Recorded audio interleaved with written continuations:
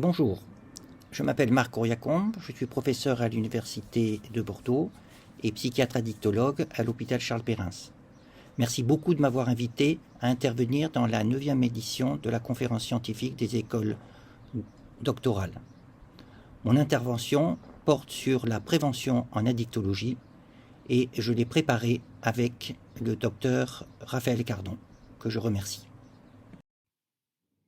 L'usage de substances et la pratique de comportements addictifs constituent. Il existe différents niveaux de prévention. L'OMS, l'Organisation mondiale de la santé, définit classiquement une prévention primaire, secondaire et tertiaire. La prévention primaire vise à empêcher l'apparition d'une maladie par la lutte contre les facteurs de risque. La prévention secondaire et tertiaire vise à arrêter l'évolution d'une maladie et à en réduire les conséquences par la prise en charge thérapeutique et la réadaptation. Il existe d'autres classifications. Le rapport de santé publique établi en 1982 par Gordon est très souvent cité et c'est un travail de l'Institut nord-américain de la santé, le NIH. Il décrit une prévention universelle, sélective et ciblée. Le traité de santé publique en France définit une prévention universelle, une prévention des maladies et une prévention ciblée. La prévention universelle est destinée à l'ensemble de la population, quel que soit son état de santé, et vise à empêcher l'apparition d'une maladie par la lutte contre les facteurs de risque. C'est l'éducation pour la santé. La prévention sélective est destinée à un sous-groupe de la population générale exposée à des risques spécifiques. Et la prévention ciblée est destinée aux malades. C'est la réadaptation et l'éducation thérapeutique d'une maladie chronique.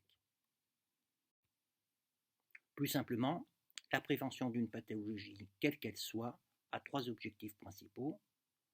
1. Le repérage précoce des facteurs de risque. 2. La prise en charge thérapeutique de la pathologie. Et 3. La prise en charge thérapeutique de ses conséquences. La prévention, ce sont des interventions participatives ciblées sur la population générale, toute la population, autant que particulière, par exemple les patients, sur des pathologies aiguës autant que chroniques. Ainsi, prévention et soins sont intriqués. Les actions de prévention peuvent prendre différentes formes. Campagnes médiatiques nationales ou locales, intervention de professionnels et partenaires de santé locaux, utilisation d'agents virtuels et d'applications mobiles de plus en plus. La prévention peut être considérée comme une gestion globale de la santé, allant de la promotion de la santé via l'éducation pour la santé, aux soins via l'éducation thérapeutique. Nous pourrions parler de co-gestion d'une santé partagée entre les promoteurs du soin, allant des professionnels spécialisés à une population actrice de sa santé. L'addiction, c'est la survenue chez une personne présentant des facteurs de vulnérabilité, parfois, d'une dérégulation de l'utilisation d'une source de gratification qui peut être une substance ou un comportement. L'addiction implique la rencontre avec une substance ou un comportement plaisant, agréable. C'est l'utilisation de cet objet agréable auquel la personne est exposée dans son environnement que la personne va perdre, dont la personne va perdre le contrôle, d'autant plus si cette personne présente dans son histoire personnelle des facteurs de vulnérabilité. L'addiction est une maladie chronique s'exprimant par des épisodes qu'on appelle rechutes, c'est-à-dire des épisodes de retour à un usage dérégulé, incontrôlé. L'addiction s'exprime essentiellement par une perte de contrôle de l'usage. La perte de contrôle est un phénomène involontaire. L'addiction a pour moteur un besoin, plus qu'une envie de consommer, c'est ce qu'on appelle le craving. C'est une expérience égodystonique annonçant la rechute, conséquence de la perte de contrôle de l'usage. Le craving est un symptôme moteur de l'addiction. N'hésitez pas à revoir le cours du professeur Fatseas dans le module 2 de l'enseignement en ligne de la FST d'addictologie préparé par le CUNEA. L'addiction entraîne des dommages, ce sont les troubles induits par l'addiction. Ces dommages ou troubles induits sont des conséquences toxiques de l'usage excessif. Les conséquences toxiques sont liées aux quantités consommées ou à la fréquence de consommation et peuvent être présentes sans qu'il y ait nécessairement addiction. Intoxication aiguë, syndrome de sevrage, troubles mentaux induits, troubles physiques induits, retentissement social. La prévention des addictions, c'est intervenir auprès de la population générale et pas seulement auprès de la population souffrant d'addiction. En effet, si la majorité de la population est exposée à une substance ou à un comportement addictif, seule une minorité en perd le contrôle. La prévention des addictions nécessite de cibler ce qui est central dans les addictions, la perte de contrôle de l'usage. Les interventions doivent être centrées sur le repérage de la perte de contrôle de l'usage avant la survenue des conséquences toxiques de ces usages. En addictologie, la prévention a finalement pour objectif, plus que d'empêcher la survenue d'une addiction, correspondant à un idéal de prévention primaire, l'objectif d'effectuer un repérage précoce des addictions et un accès sans délai aux thérapeutiques pour prévenir les dommages secondaires liés à l'excès d'usage. En effet, aujourd'hui, la majorité des personnes avec une addiction ne sont pas repérées et lorsqu'elles sont repérées, n'accèdent que tardivement aux thérapeutiques efficaces qui restent sous-utilisées. Ce qui est encore très utilisé actuellement dans le champ de la prévention des addictions, c'est d'interpeller le consommateur sur les conséquences toxiques des produits, c'est prévenir l'atteinte d'organes spécifiques à chaque toxique, tels que l'hépatotoxicité de l'alcool. C'est bien entendu nécessaire, au même titre qu'il est nécessaire de prévenir les atteintes rénales du diabète, mais ce n'est pas suffisant. Comment repérer, c'est-à-dire comment survient la perte de contrôle et que faire? Prenons l'exemple de l'alcool. Les usagers sont informés de la toxicité de l'alcool. Cette information est utile à la population générale. Elle sert à la majorité, mais ne profitera plus à la minorité qui a perdu le contrôle de son usage d'alcool. Pour nous aider à faire une action ciblée, on peut s'appuyer sur les facteurs de vulnérabilité aux addictions. Les données épidémiologiques montrent qu'à un niveau d'exposition similaire, seul un sous-groupe de personnes va développer une addiction.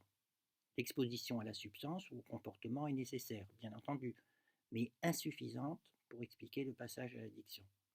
Il existe donc des facteurs de vulnérabilité environnementaux, individuels et liés aux substances et aux comportements, contribuant à la survenue de la perte de contrôle. L'intérêt dans la prévention des addictions, c'est que les facteurs de vulnérabilité peuvent être ciblés lorsqu'ils sont connus.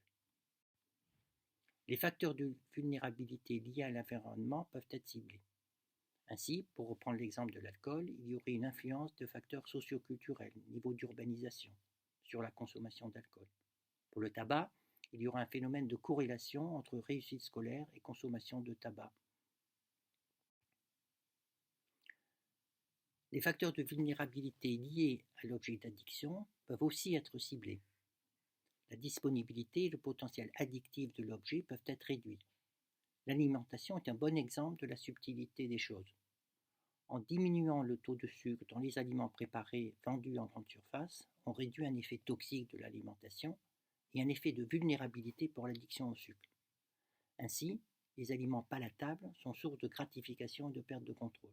Ils sont disponibles, voire omniprésents dans la rencontre avec le produit et fréquentes, voire systématiques et valorisées. Rôle social du partage des repas, par exemple.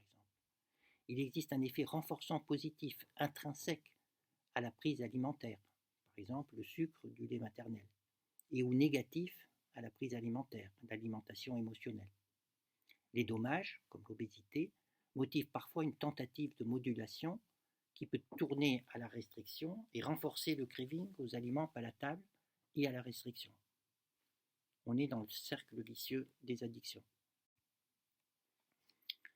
La possible addiction à un ou des aliments illustre d'une part la vulnérabilité commune aux addictions, quel que soit l'objet d'addiction.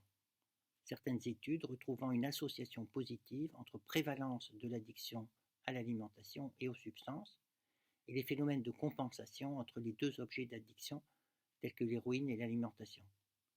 L'addiction à un ou des aliments illustre d'autre part l'illusion du sevrage comme prévention efficace des addictions. On ne peut pas arrêter de se nourrir au même titre qu'arrêter de fumer. Et donc, arrêter de fumer n'est pas la solution. Comme on l'a vu, la prévention ne s'oppose pas aux soins. La prévention de l'addiction, ou prendre en charge l'addiction, c'est repérer la perte de contrôle, expliquant le passage d'un usage simple un usage problématique, et c'est accompagner le comportement d'usage de la personne souffrant d'addiction vers le monitorage du craving pour prévenir la rechute. Cela est possible via des questions simples sur le repérage de l'évolution des consommations. Ces questions devraient être posées régulièrement à tous par le plus grand nombre d'intervenants. Ainsi, le médecin généraliste, intervenant accessible à tous, devient de plus en plus la porte d'entrée du repérage précoce des consommations problématiques et de l'addiction. Concrètement, vous voyez sur cette pyramide l'ensemble des actions préventives et thérapeutiques de l'usage aux troubles de l'usage. Ces actions préventives et thérapeutiques, ce sont le repérage précoce et l'intervention brève, RPIB, l'entretien motivationnel, la réduction des risques et des dommages, le patient expert. Le RPIB cible l'usage à risque, qui est un usage en excès au-delà d'un seuil établi, en l'absence d'addiction, afin de prévenir la survenue des complications toxiques de l'usage. Mais c'est aussi l'opportunité de repérer précocement la perte de contrôle de l'usage chez la personne qui ne répond pas à l'action de RPIB.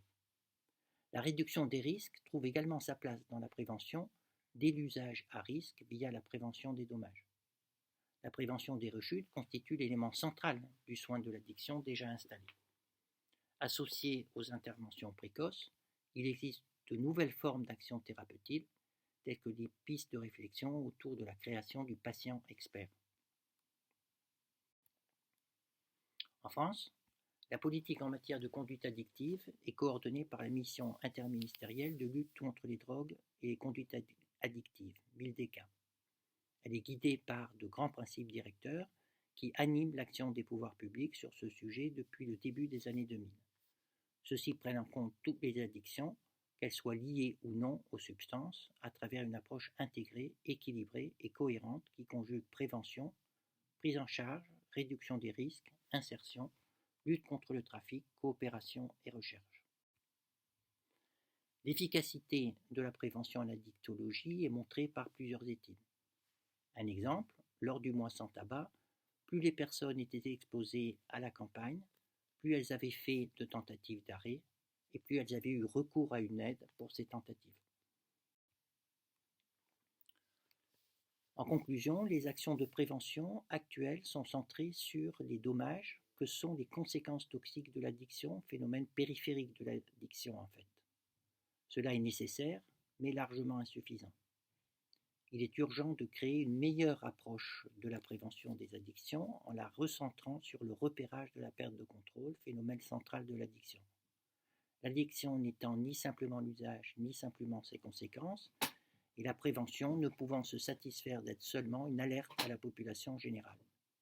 Il faut proposer d'autres actions préventives et thérapeutiques que le sevrage et la réduction des risques et des dommages.